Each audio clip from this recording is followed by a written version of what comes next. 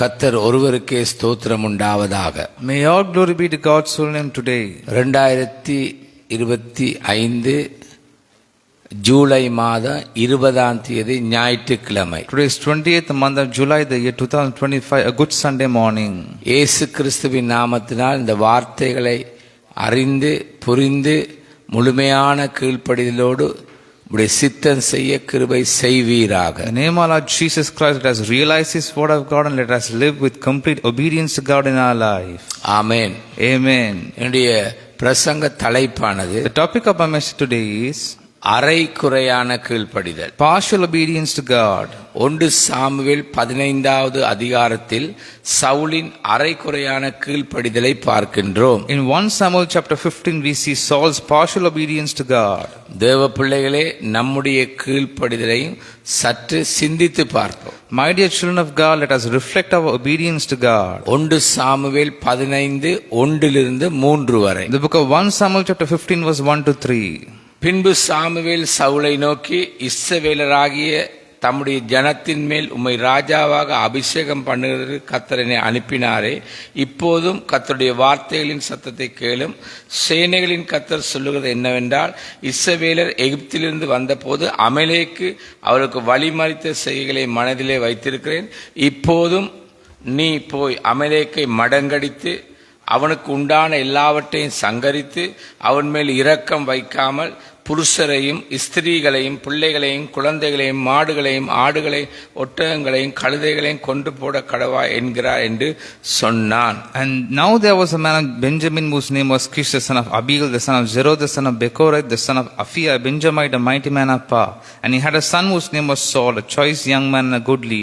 And there was not among the children of Israel a goodlier person than he. From his shoulders and upward he was higher than any of the people. 3 வார்த்தைகள். And the asses of King Kish, Saul's father, were lost. And Kish said to Saul his son, take now one of the servants with thee, and rise, go seek the asses. முதலாவது குறிப்பு. As my first point, சவுலின் அரைகுறை கீழ்ப்படிவு. Saul's partial obedience. 1 Samuel 15:9 வார்த்தை. The book of 1 Samuel chapter 15 verse 9. சவுலும் ஜனங்களும் ஆகாகையும் ஆடு மாடுகளில் முதல் தரமானவைகளையும் இரண்டாம் தரமானவைகளையும் ஆட்டுக்குட்டிகளையும் நலமான எல்லாவற்றையும் அழித்து போட மனதில்லாமல் தப்ப வைத்து அற்பமானவைகளையும் உதவாதைகளுமான சகல வஸ்துக்களை முற்றிலும் அழித்து போட்டான். So he rose after they had eaten in Shiloh and after they had drunk. Now Eli the priest sat upon a seat by a post of the temple of the Lord. வேதனை. It's very distressing.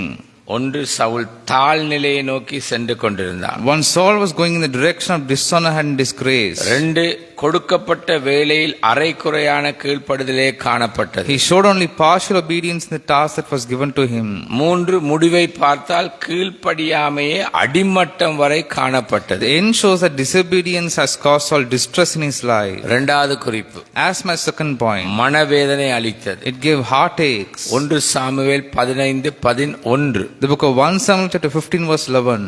நான் சவுலை ராஜாவாக்கினது எனக்கு மனஸ்தாபமாயிருக்கிறது.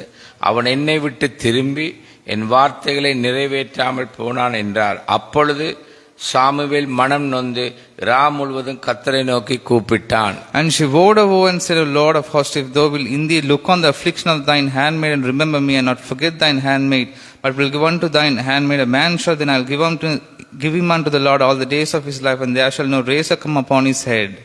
கவனியுங்கள். Listen.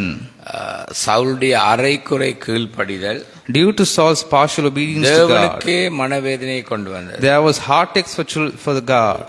சாமுவேலும் வேதனைப்பட்டான். Samuel also was regretting. தொல்லையாய் இருந்தது. There was nuisance.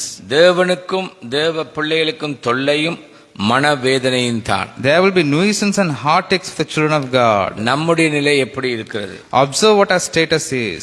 கவனியுங்கள்.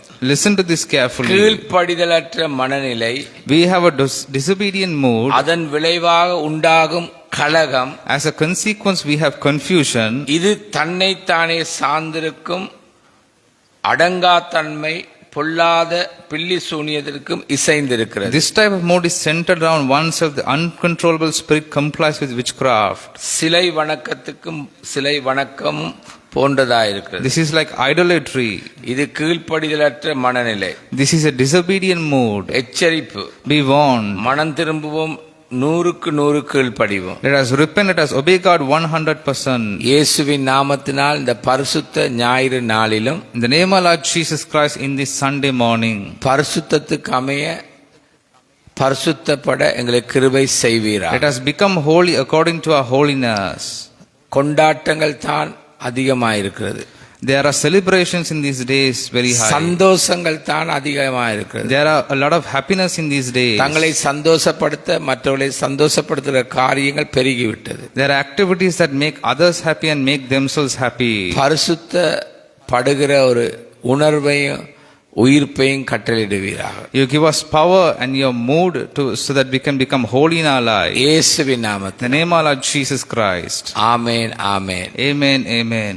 கர்த்தர் தாமே உங்களை May ஆசீர்வதிப்பார். God bless you abundantly.